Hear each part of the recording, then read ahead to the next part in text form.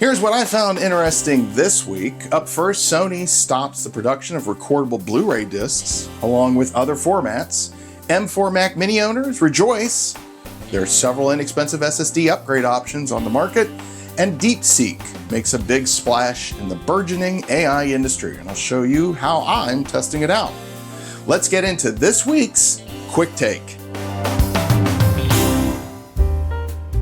All right, let's start with Sony announcing that they would stop production of several recordable media formats in February of 2025. This includes recordable Blu-ray discs, mini discs, and mini DV cassettes. Well, while I wasn't too surprised by the first item, I had no clue Sony was still manufacturing mini disc and mini DV cassettes. When it was first announced, many fans of physical media, including myself, were a bit spooked by the news. Well, don't fear. While the recordable media from Sony is going away, physical media releases of big blockbusters, classic cinema, and hit television shows will still hit store shelves and online distributors for a while longer. I still plan to do a few episodes related to creating your own video discs on recordable media. And from what I can tell, other manufacturers will still be producing recordable optical discs. If you've heard otherwise, let us know in the comments. If you recently purchased an M4 Mac Mini, you now have several options to upgrade your internal SSD on the cheap. A few episodes back, I mentioned this when I offered my take on the new Mac Mini. And as a bonus, since this computer's release, it's been confirmed that the SSD is replaceable and, based on recent testing, upgradable. Well, that statement came true in the last couple of weeks, as two manufacturers are now promoting and selling SSD upgrades for M4 Mac Minis.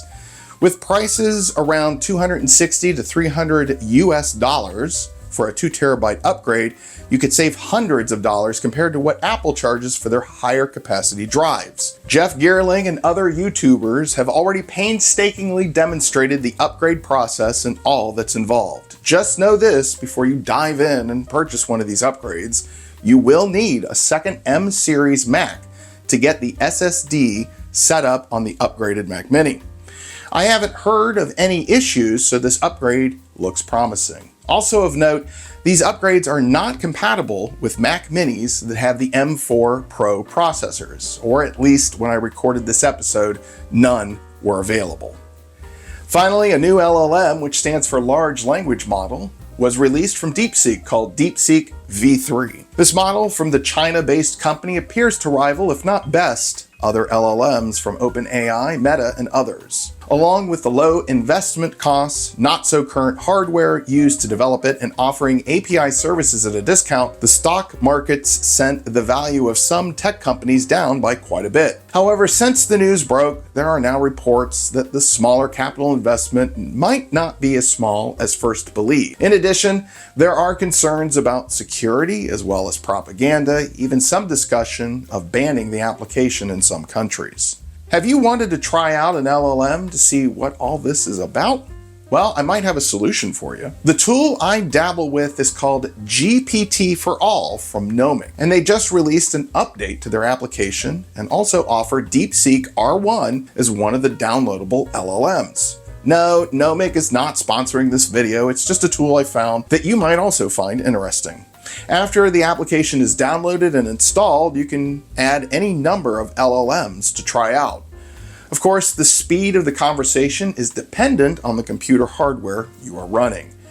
The version you see running now is from my M1 MacBook Pro 13-inch. No, it isn't fast, but it works. Best of all, I can run the Deepseek LLM or any other LLM to see what this AI chat tools are all about without being connected to the internet or signing up for access. Isn't open source great? Thanks for watching this week's episode. Want to learn more about today's topics? All of the links are listed in the description. Thanks for taking the time to tune in for this week's Hey, What's Next? Quick Takes.